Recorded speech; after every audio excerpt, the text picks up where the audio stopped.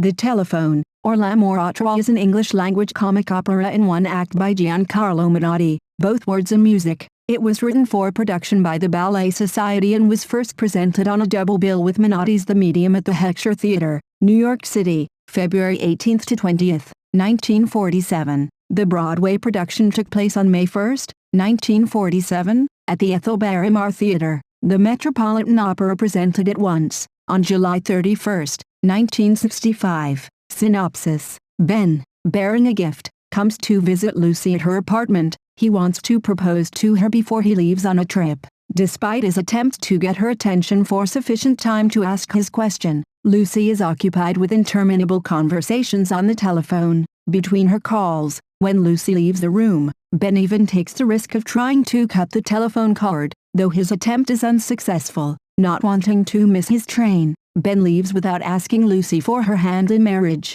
But Ben makes one last attempt. He calls Lucy from a telephone booth outside on the street and makes his proposal. She consents, and the two join in a romantic duet over the phone line, at the end of which Lucy makes sure that Ben remembers her phone number. In 1968, a film of the opera was made for SFB in German, and Gisilja and Eberhard Wachter portrayed the young couple. The orchestra was conducted by Wolfgang Rennert, and the production was directed by Otto Schenk. In 2006, a DVD was licensed by Decca Music Group and released by Video Artists International, with Carol Farley and Russell Smythe in the roles and Jose Cerebrier conducting the Scottish Chamber Orchestra. This DVD also includes a performance of Francis Poulenc's La Voix Humaine, whose story also contains a telephone conversation.